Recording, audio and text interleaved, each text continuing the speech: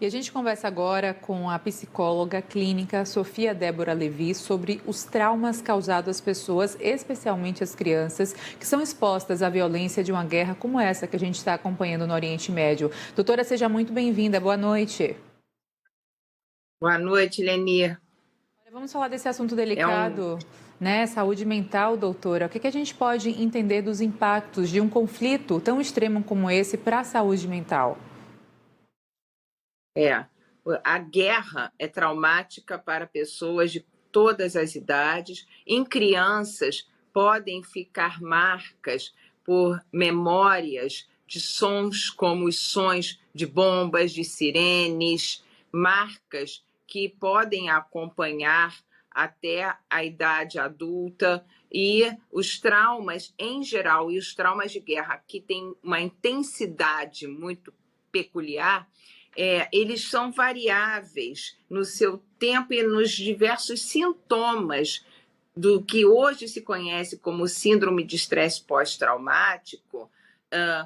Essa variação na superação dessas possibilidades de retomada da sua vida regular é absolutamente imprevisível. Não há um tempo que a gente possa precisar para a retomada do comportamento do cotidiano quando esses estímulos cessam. Então, o quadro deve ser acompanhado, quando assim possível, por um trabalho psicoterapêutico para que essas marcas elas possam ser trabalhadas o quanto antes e a pessoa possa paulatinamente retomar as suas atividades.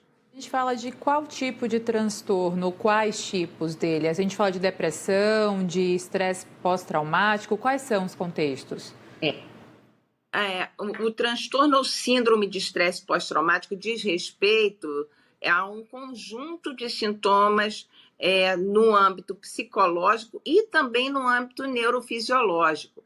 Dentre eles, nós destacamos síndrome do pânico, ansiedade, depressão, alterações neurofisiológicas como sudorese, alterações nos batimentos cardíacos, alterações no sono, na qualidade de sono. A pessoa pode vir a ter pesadelos, em particular terror noturno, em que essa intensidade do pesadelo é tão grande que ela acorda no meio da noite e muitas vezes não se recorda de ter manifestado movimentos, ela acorda em termos motores, mas ela permanece refém do pesadelo, desse conteúdo forte que lhe toma a mente mesmo nesse nível do subconsciente, que é o que toma aí o psiquismo durante o sono.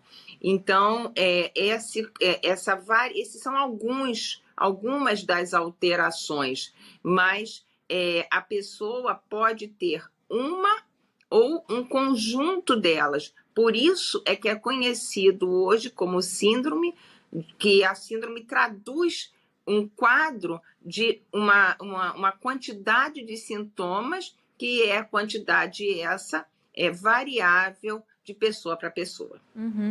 Focando na questão das crianças, que a gente sabe que para o adulto já é difícil, até para a gente aqui que está noticiando, para especialistas como você também, né, que acompanha de perto quadros psicológicos, psiquiátricos, já chama atenção porque para a gente não é fácil. Imagina não para uma criança que está em plena formação em termos gerais, né, até da própria questão aí cerebral, enfim. Como é que a gente olha para os impactos realmente cerebrais, fisiológicos do corpo de uma criança em formação para se tornar um adulto que pode, então, ter um diagnóstico que seja acompanhado ao longo da vida, quando a gente tem um contexto desse, doutora?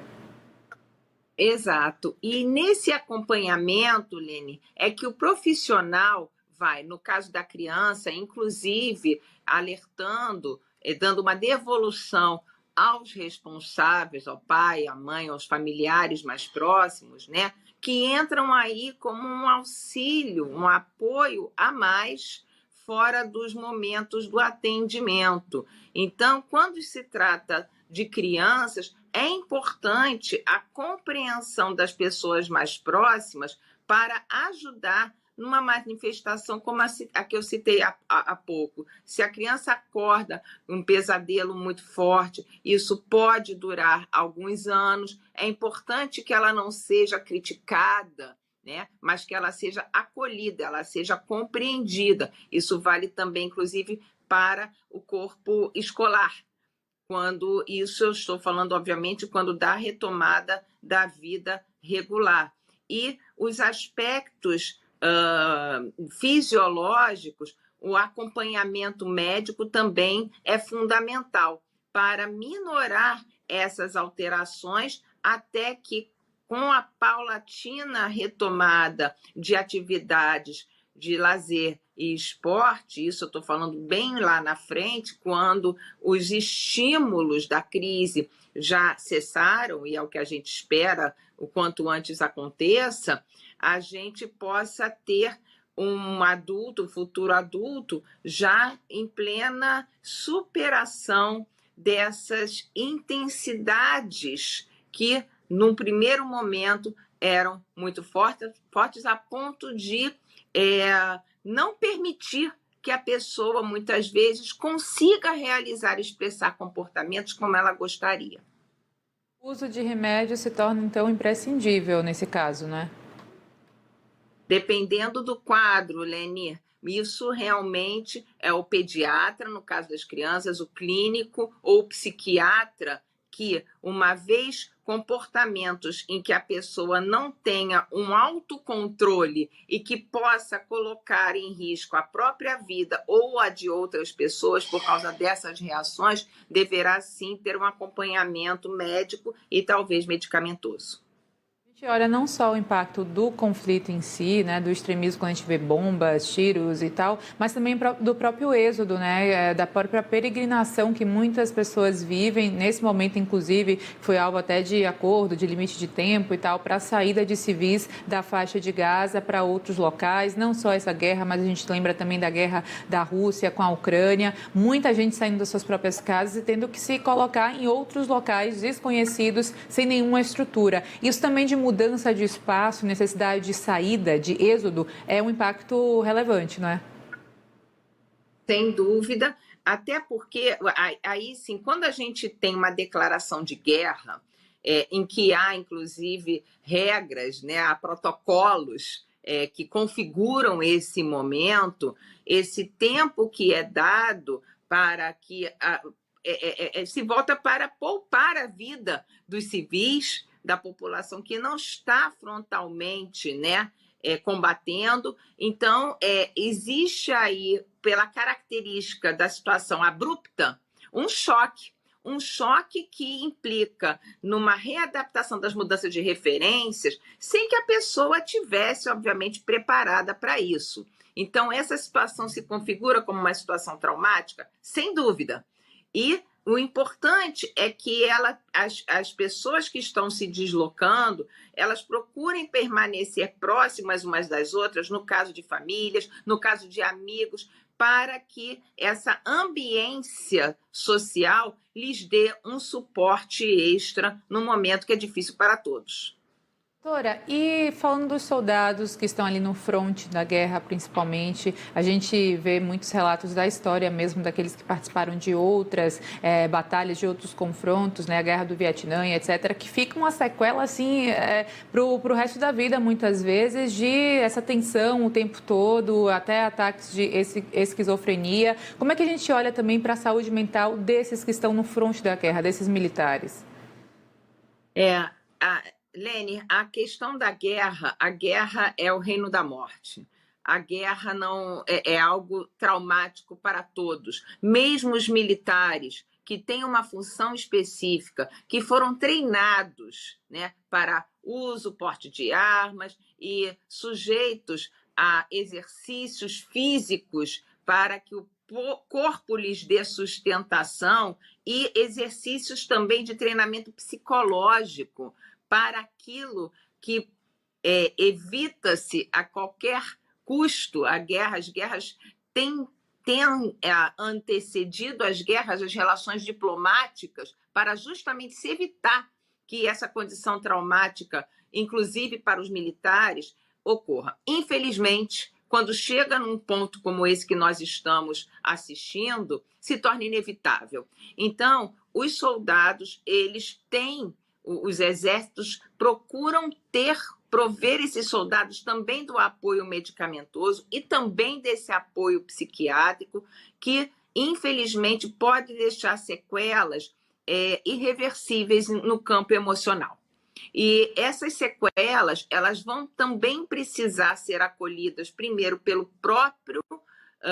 própria vítima direta e, como eu sempre estou marcando aqui, as vítimas indiretas, que são essa rede de apoio familiar e rede de apoio social mais próxima dele, para que a proximidade, o afeto, a empatia possam gerar algum conforto e, além disso, nos casos de alteração de comportamento de longo prazo de duração, o apoio psiquiátrico para tratar aquilo que especificamente é conhecido como traumas de guerra, que tem todo um material de memória, um material mnemônico muito específico e muito forte, vai demandar um acompanhamento dos profissionais da psiquiatria e da psicologia que compreendam, que também eles se preparem para absorver e poder prover seus pacientes de uma compreensão diante de um conteúdo que os próprios profissionais precisam estar preparados para lidar, porque senão o choque se reverberando entre o profissional e a vítima acaba por não conseguir gerar o conforto necessário. Doutora, eu vejo aqui dados de uma ONG com crianças sírias refugiadas, que revelou que 45% delas manifestaram sintomas de estresse pós-traumático e 44% tinham sintomas de depressão. Aqui só um exemplo que eu peguei desse levantamento, que traz também sintomas físicos que foram detectados, como dores, cólicas, febre e até incontinência urinária, tornando-se, então, crianças que revelam um quadro de emocionalmente destruídas e esgotadas, né? Agora, o quão o tempo é crucial para esse tipo de suporte e atendimento começar a fazer efeito? Porque a gente sabe que agora está no momento realmente dessa saída, dessa peregrinação, muitos daqueles que conseguem, né? Outros, infelizmente, tornam-se vítimas, como a Unicef revelou, morte de 700 crianças até agora. Quanto esse espaço de tempo é determinante, é fundamental para que o tratamento seja mais ágil nesse sentido realmente de mitigar os danos à saúde mental?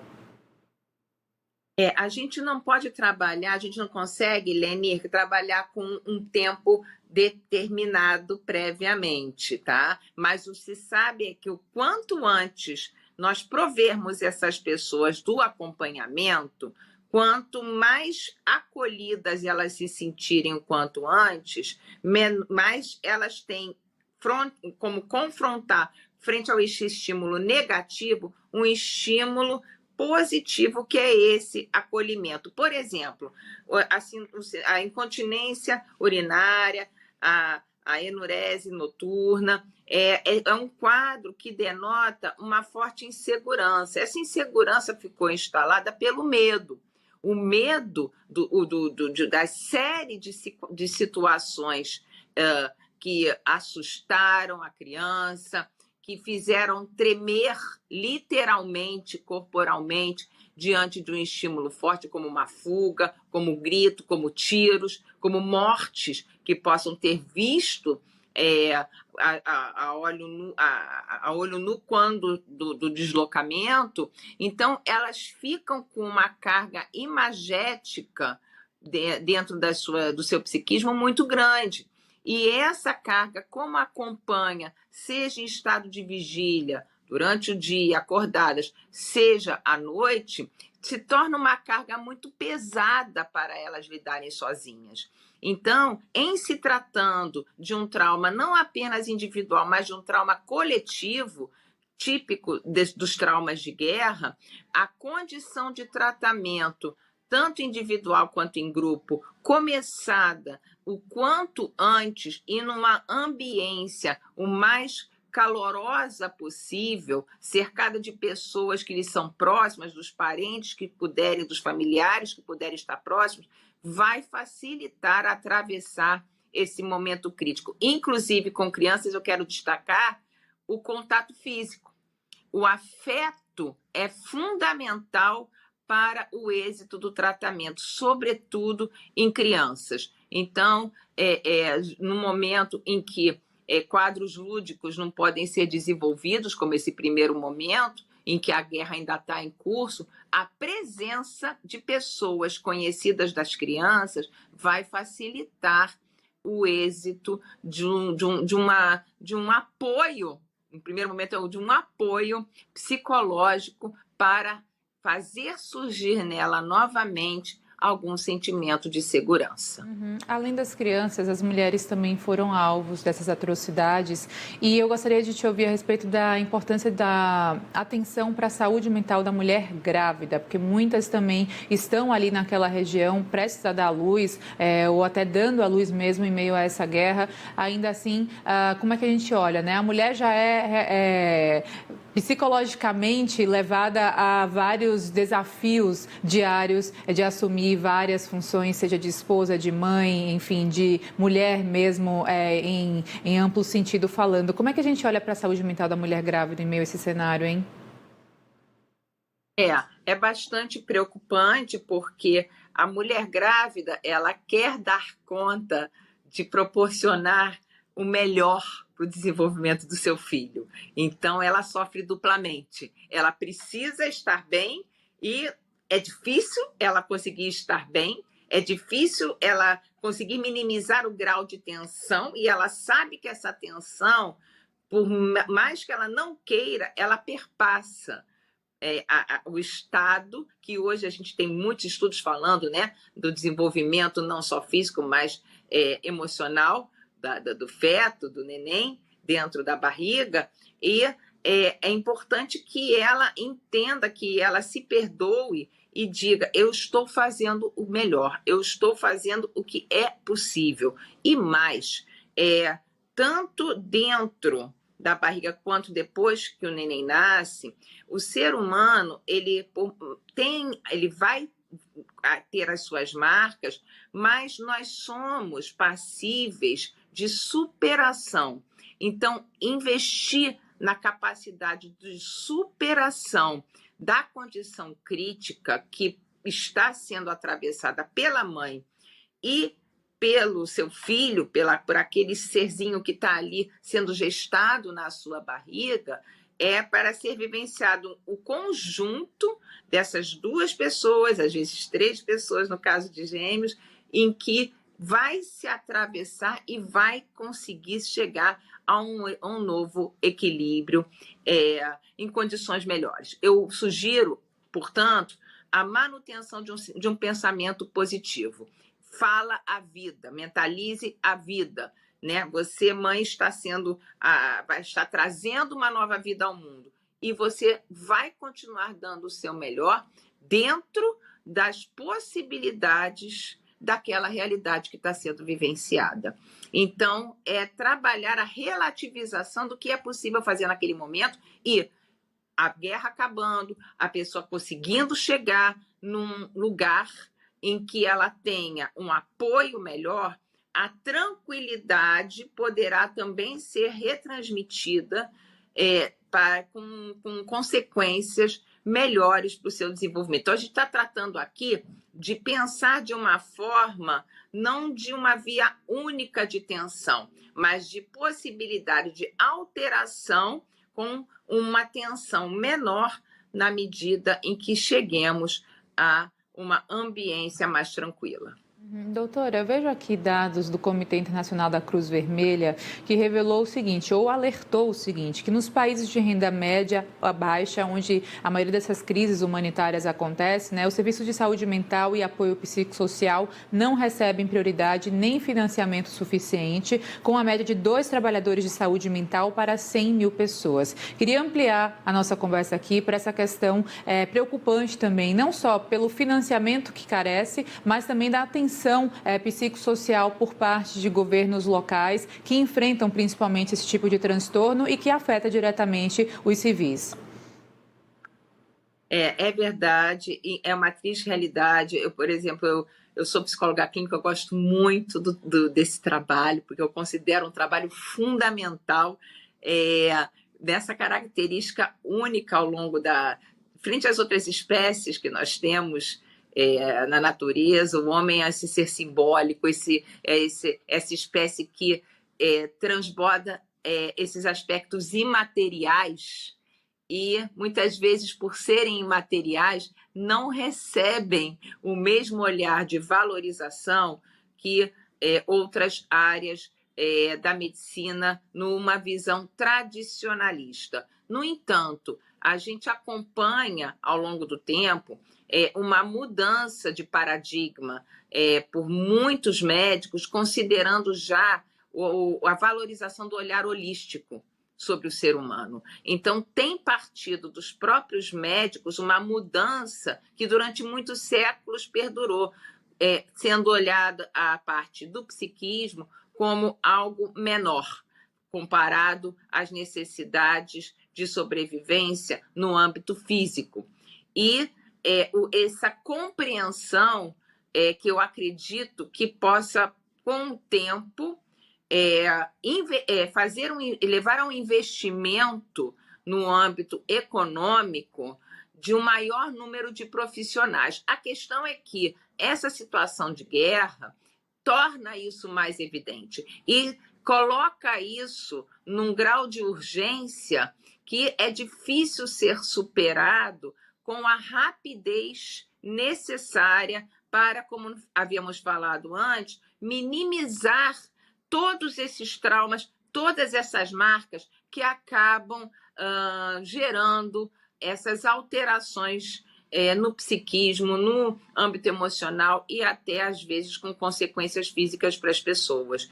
Então, a gente pode aqui fazer um apelo, mas ainda que seja difícil, da necessidade de um olhar de valorização das atividades dos psicólogos e das profissões correlatas, dos assistentes sociais, dos terapeutas ocupacionais, que também no conjunto multidisciplinar muito contribuem para essa superação das condições traumáticas. E quem sabe também uma atenção redobrada necessária para a comunidade internacional colocar a luz realmente sobre esse assunto, né? Porque a gente não fala só desses países de média, baixa renda, que são alvos do conflito direto, mas também até dos próprios refugiados que seguem para outros países e precisam de assistência de diversas frentes, inclusive emocional também, né? Esse instinto de fuga que muitas vezes desperta gatilhos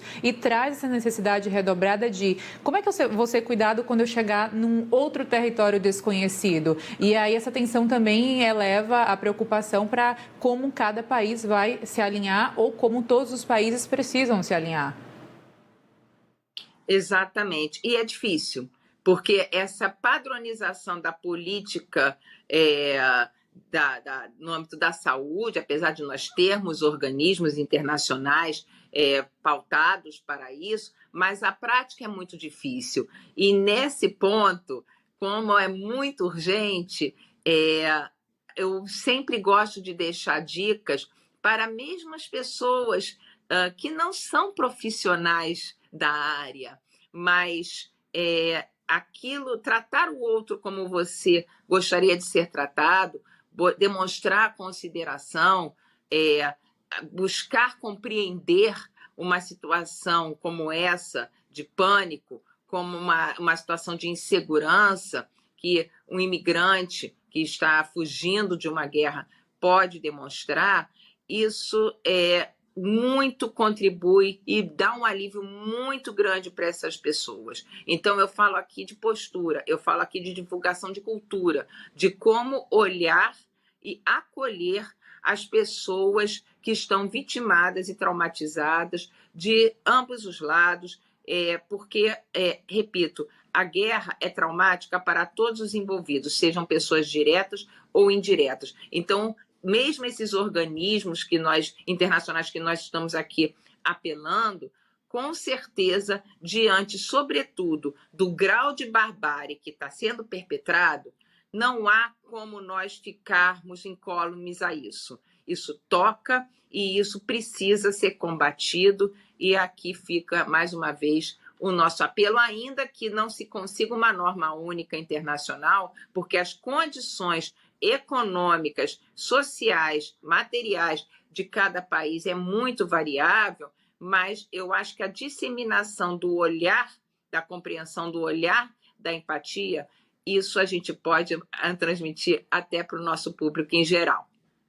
Doutora, e a gente lembra também que, por exemplo, o evento da Covid trouxe aí muita coisa à tona também, né? A gente fala da depressão como a doença do século, porque índices mostram números alarmantes e crescentes, infelizmente, desse tipo de quadro, não só ele, mas os demais que a gente comentou aqui, também nesse contexto de guerra em específico. Doutora, como a gente pode observar o futuro, médio e longo prazo também no sentido de avanços, seja da tecnologia, seja da medicina como um todo, até dos próprios profissionais como você, como psicóloga, nesse quesito, né? Como é que a medicina pode nos ajudar em termos desses avanços para a gente se sentir mais seguro também nesse sentido de alicerce médico e também dos próprios profissionais, porque vocês, na frente de tudo isso, precisam também ser cuidados, né?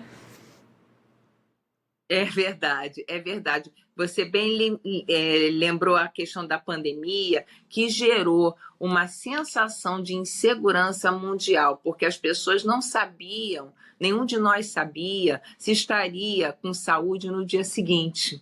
Então, essa comoção que nos pegou a todos, né, nos deixou um questionamento existencial muito forte.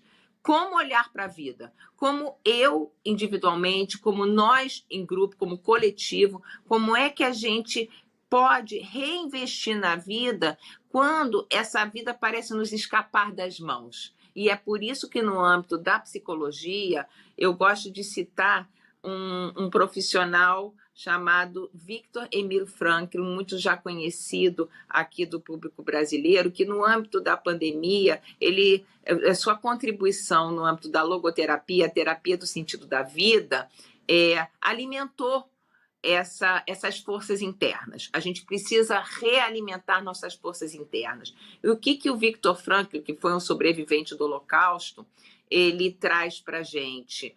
Que cada um de nós carrega dentro de si um motivo pelo qual lutar pela vida. Então, se você tem um amor por uma pessoa, ao seu trabalho, a sua dedicação artística, o que te dá sentido, o que te dá motivo pelo qual lutar pela vida? Cada um tem o seu. Então, essa conexão interna e dá uma força propulsora para a gente conseguir atravessar essa insegurança que muitas vezes, de fato, provoca uma depressão, provoca um medo muito grande, e aí tem que entrar a balança da redinamização. Vamos sim apostar no positivo. Vamos sim, sempre. Muito obrigada por suas contribuições, doutora Sofia Débora Levi. Ótima noite, bom final de semana. Até a próxima.